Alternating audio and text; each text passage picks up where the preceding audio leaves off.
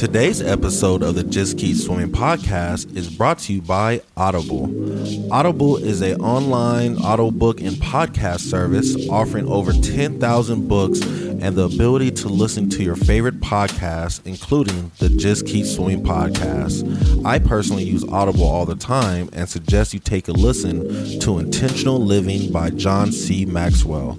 In this book, Mr. Maxwell shares a story on how he was able to live a noble and purposeful life and gives you tips and tricks so you can do the same. So please start your 30-day free trial now at www.audibletrial.com/JKS podcast, all lowercase.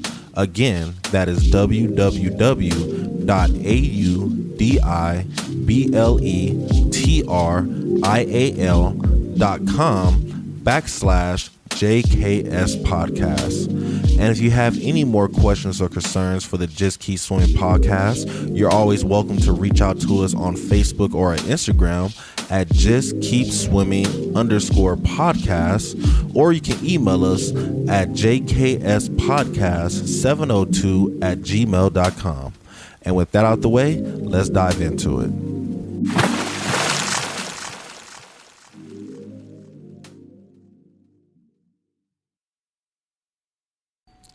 Good morning, good afternoon, and good evening, and welcome to the Just Keep Swimming podcast. This is your friend, your boy, your host, Mr. Adrian Jackson, and we back at it again with another great episode for you. And you already know who's with me. It's the man, the myth, the legend. It's Mr. 1-3, currently diving into those books right now, trying to get that college degree. So let's keep rooting him on as he keeps going for his degree.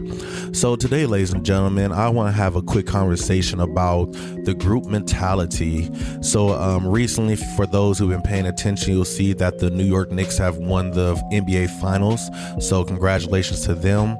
You know, it's a lot of love going around for New York, and you know, just a celebration they've been having so far. I'm sure they've probably been celebrating all weekend.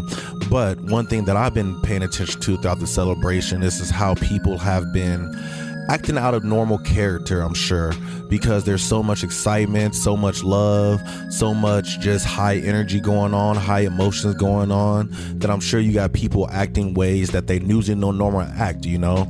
Like, I'm sure you got people out there that probably never watched a basketball game in their whole life, but now that the whole city is rooting for one team and this is the vibe of the city, they're all of a sudden now diehard Knick fans and, you know, wanted to be fans their whole life, and, you know, just playing that card, that whatever card they have to play to be a part of the group, you know. And I kind of find that interesting because I had that kind of similar experience this weekend with the whole trip that we took to Knott's Berry Farms with the kids for the summer program. And I noticed that, you know, when I'm in the crowd, I act a different way than I do when I'm by myself, you know. And today's topic, I just want to talk a little bit about that. So, you know, with the assistance of the lovely ChatGPT, I was able to pull up some talking points that I want to share with you guys today, just to make this conversation a little easier. So the first talking point they talk about is safety and belonging versus losing individuality. So the good thing about being a part of the group is blending in can help people feel accepted, connected, and a part of the community. It creates a sense of belonging and reduces the feeling of isolation. And I truly understand that feeling. Definitely, like, you know, let's look at the Knicks thing again.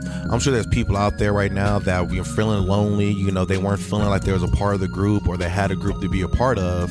But now that everybody is rooting for one team and the whole city has this vibe, it's all of a sudden now like they feel more New York than ever, you know, they feel more a part of the community than they ever have been, because they have this center sense of, you know, this sense of focus that we're all focusing on. We all want the same thing. Everybody's rooting for the same thing. Everybody wants the same result. And when everybody wants that same result, it helps you just feel better, a part of the community, you know.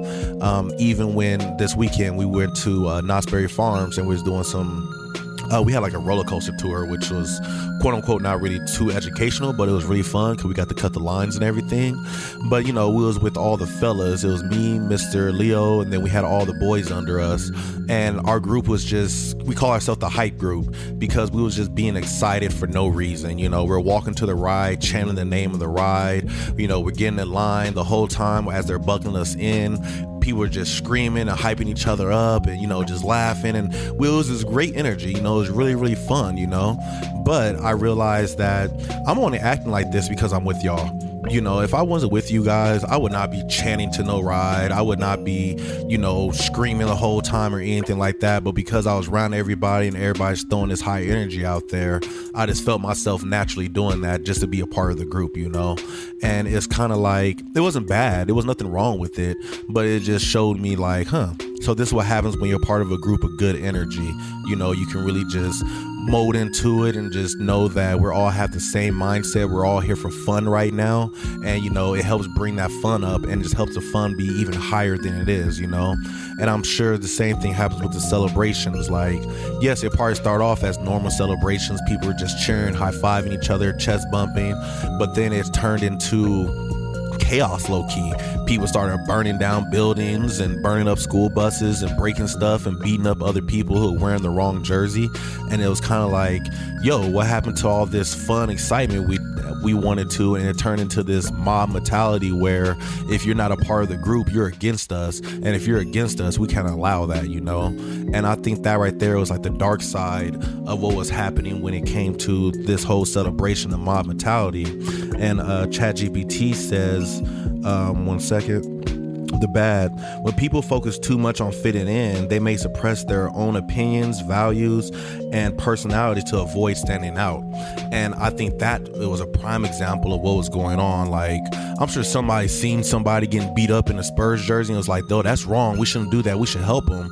But because the whole mob is doing it, you don't want to be that one person to jump in and look different or to stand out or not be a part of the crowd, Like, even you see like that with basketball teams. Like, you have players that, they usually don't trash talk, they're not the one to be in people's faces or nothing like that. They're just there to play the game. But if the team has that energy and it makes you feel like, yo, I have to do this to be a part of the group, because if not, they're gonna look at me weird, then people start doing things they usually don't normally do. Like, that goes with a lot of old school gang mentality. In order to join the gang or be a part of the group, you had to do something that was outside of your character. You had to go rob somebody, beat somebody up, do something that is just not in your normal character. But because the group makes it feel like it's okay, then you go out there and do it against your own personal belief systems, your own personal mindset, and things like that, So that's one thing I want to talk about with the group mentality. The second thing I want to talk about is the strength in numbers versus group thinking. So the good thing is crowds can provide support, motivation, and confidence. People often accomplish more when working together toward a common goal. And we kind of saw that a little bit while we were at the Knott's Berry Farms. We had some students with us that, they don't like roller coasters. They're scalar roller coasters, that's not their thing. But being with that group and that strength in numbers, they had the confidence to be able to go up there and actually get into the roller coaster and ride the ride, and then realize, yo, if it wasn't for this group, I probably want to do this. Like, I'm sure there's a lot of people, like, after that group broke up, they probably didn't ride no more rides for the rest of that day because that's just not them, and they only did it because they were a part of the group, So being a part of the group can do really good things. It can help you push people, it can help you push each other and make you do things that's outside of your norm, but it also can lead to the negative side of it. So the bad side is it crowds encourage group thinking, where people stop thinking critically and simply go along with everyone else because that's what everyone is doing. And I noticed that a little bit with some of the boys while we were out there. Like, they were just doing like a whole bunch of random interactions with random people, and you can see that some people, it was just out their character to be that quote unquote goofy or that energetic or that outgoing, and it was good that the group helped them do it, but then it just like it sent them to a character that they usually aren't and they weren't used to, and they didn't know how to adjust or how to truly use this character properly for themselves. So it probably made them more aggressive or more whatever it is that made them. I noticed that a lot too playing football when I was younger. Like, you have people out there that, yes, aggression is needed on the football field, but once that group thing comes in that you have to be aggressive and super aggressive, now they over here, they're doing illegal blocks and they're doing late hits, and they don't think there's nothing wrong with it because they're like, this is being aggressive, right? But it's like, no, you have the wrong mindset of what it is to be aggressive. You can still be aggressive and follow the rules, but some people, that group think makes them break the rules and do things they normally don't do. too. Like, I was thinking about the New York thing, and I'm like, how many people would actually go walking around with a bat and breaking windows on a normal day? But because, this is a celebration going on, so many people are now doing things that are so out of their character, and the group think has them making it feel like it's okay to do this, when at the end of the day it's not. At the end of the day, you still gonna get arrested, you still get in trouble. So that's one thing I want to talk about as well. Last thing I want to talk about is shared identity versus shared responsibility. So the good part about being a big group is being a part of the crowd can create unity and inspire positive actions such as charity events, community service, celebrating a sports championship, which, we just saw recently. But the bad thing it may lead to is people may feel less personally responsible for their actions surrounded by a crowd, leading to behaviors that wouldn't normally engage if alone. And again, we talked about this the whole time. Being in that crowd, I kind of feel like a lot of people, they lose their self in the crowd. They have this mindset that because I'm in the crowd, you can't see me. They're not going to be able to point me out this easy. Again, everybody is doing it and everybody's losing their mind. They can't take us all down. So I might as well just go all out and do what I really want to do. But I always find it funny because it usually backfires, and it usually leads the person to doing something that's way more extreme than they need to be doing, and that usually leads them to be in more trouble than they actually need to be. So ladies and gentlemen, today's episode was mainly just to talk about, yes, groups can be good. That positive energy, that high emotion can work in our benefit, but it can also work in our destruction, and we have to learn to control it and know when to use it properly and know when to take it back. Because if the group is going to make you act out of character and make you do things that you usually don't do, then it's probably not best for you to be in that group, and you probably should just take a step back and realize I can celebrate from a distance. I don't need to be on the in crowd. I don't need to break my character to feel a part of the group. Like, if you're in the group, you're in the group. Don't feel like you have to do anything to fit in or anything like that.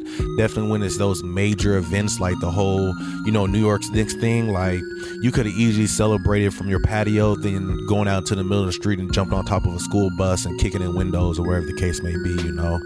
But ladies and gentlemen, I hope that resonated with you guys today. If you guys have anything you'd like to share, you already know you can send it over to us. You can reach out to us on IG, on Facebook, on TikTok, or you can reach out to us on email.